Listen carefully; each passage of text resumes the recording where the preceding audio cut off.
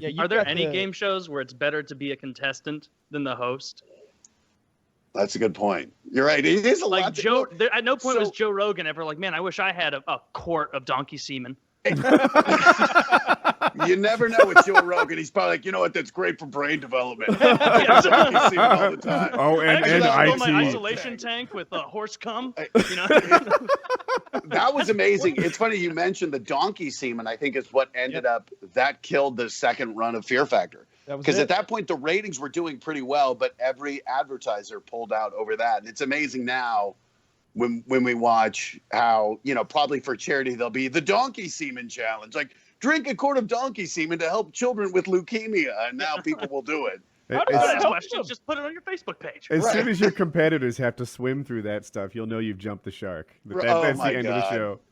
Now, if they had a show where they're like, oh, you know, coming up next on ABC, so-and-so's going to drink a quart of donkey cum. You'd be like, this is benign. I'm going to go watch something bananas on the internet. Right? Like, I don't know, man. I feel once like you've seen, like, chainsaw beheadings and things like that, like everything else, you know, yeah, nothing but this was on, like, it. NBC, like in prime time. There's beautiful women drinking donkey cum. All right, you have to go to dark corners of the internet to find that normally, and all of a sudden it was just right there. Which dark corners? It was There's right so many. there. And I never wanted to be a donkey so much in my life. Yeah.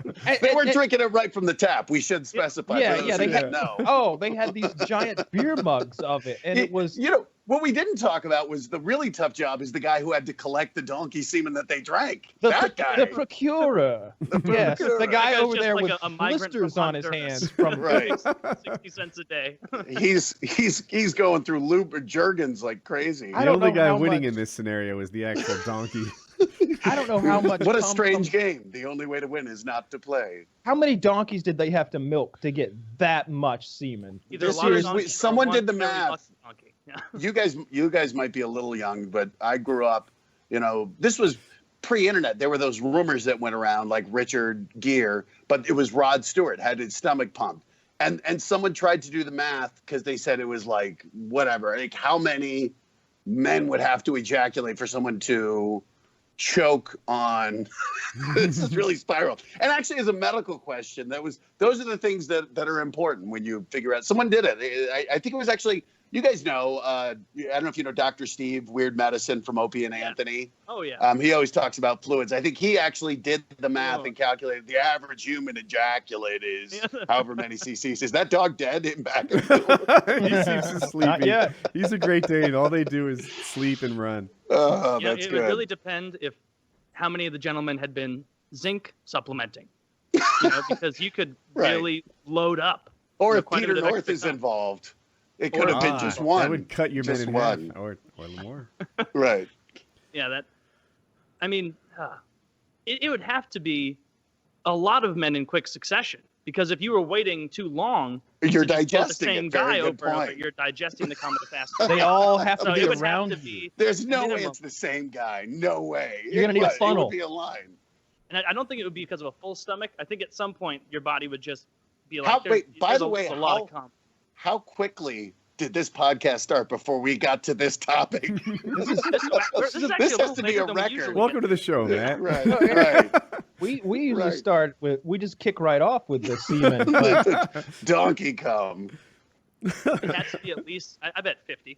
I bet you'd have to blow 50. Yeah, I'll tell you your question originally, Taylor, was which show would you rather be the contestant than the host? I think there's like, all right, Who Wants to Be a Millionaire? Like, it'd be really fun to go for that money. Right. Whereas the host of that's usually some smarmy jerk. And I always thought that, like, first of all, it's the most capitalist show of all time, but it's also like a bit white trash. But The Price is Right.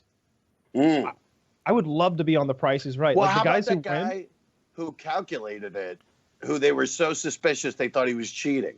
Yeah. Who'd done the math, like figured out the games and cracked the code on it and ended up bidding within like $12, won both showcases, was the highest total ever. And Drew Carey called him out as a cheater essentially on air, and then they aired it anyway. I thought that guy was great. Wasn't there a show called there was a Taboo video Island or something like that? Temptation Island? Temptation Island. Didn't all the contestants get laid repeatedly? Well, I think that was the first, you know, that, and now that'd be, again, that would be tame. So much of it is timing, how a show like that, you know, essentially it's Bachelor in Paradise. And how amazing was that to have that show get shut down with accusations of drunken rape in this #MeToo era, and then to have had such concrete proof, apparently on tape, that Corinne was a willing participant, that they then resumed production within a couple days. To have a network be so sure of it, that tape must have been pretty explicit, right? She had to be, and had to be obviously sober enough to be making coherent decisions, because it's amazing how you just see networks that want, understandably in this climate, you would want no part of something like that, and for them to double down on it was. I would love to have seen that tape. They should have called it Horror Island and just gotten it over with, right? Right. I mean, that's what we're headed towards. It's funny. I just saw Ready Player One, and they make this whole thing about this oasis and kind of how you would go in and play video games. And like, we all know how it would devolve. Like, nobody would actually be playing a game. They would all be having that Demolition Man virtual sex, but no. Absolutely. Right. All the Demolition Man virtual plot sex hole. looked terrible though, right? Terrible. It was all flashy and glitchy. Right. It looked like you were being rectally ejaculated or something. With Sandra Bullock, I'd be willing to do that. Yeah, that sounds okay so far. She was all right. I feel like I'd be emotionally scarred after that. Right? Not after Donkey Kong, but after a little virtual sex. It just didn't. There's just Kyle, your flashes. standards are curious to me. Well, I'm numb to the Donkey Kong at this point. Well, that was great when John Spartan goes, "We do it the old-fashioned way," and then pulls her in for a kiss. She's that like, was Stallone at his best. fluids. Right. Fluids. Did you guys ever? We were talking about game shows and which one would be better. This guy named Michael Larson of the show Press Your Luck. In yeah, I remember that one. Yeah, big bucks, no whammies.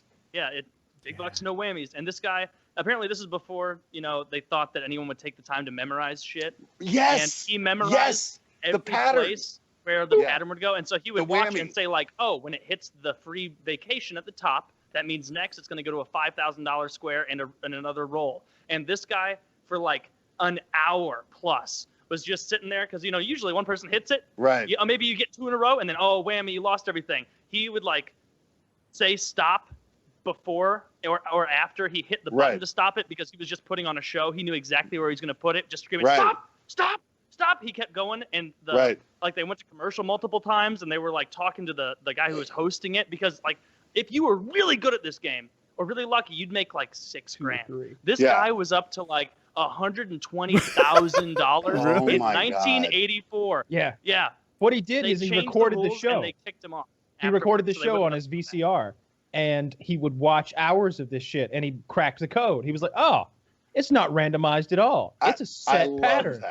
I love that. Well, that's like Pac-Man, right? They figured out like those guys who just spend enough time. And I don't know if Pac-Man was someone figured it out or if they actually went into the code and realized there was a pattern. But I do love that people will be that impassioned about it, to do that. And it's funny. We actually, so with Ninja Warrior, we don't tell them what they're going to face. They don't get to practice. But what happens is ninjas will come out because we're setting up the course, and it takes about a week to set it up and get the obstacles in. And so for like the last 3 days, essentially the course is up. And what ninjas will do is start filming it we have testers going through, and they'll film it, and some of them will take photos and then try to recreate the obstacles in a local gym and start training. And so what our stunt guys have done, which is funny, this was on their own. This was not NBC didn't tell them to do it. They started putting up fake obstacles just to mess with them and then pulling them down to get at them. But again, it's like if someone is willing to do their homework or to come up with the it's almost like they're the ones who are stress testing your game, and if you didn't see it, they're not cheating, they're trying harder, right? It sounds to me like they're putting in the extra effort that these other people are not. But they're missing the point, right? Like, what would you prefer to see if you're watching the show? Someone succeed triumphantly or fail miserably on like the third to last challenge, right? Right.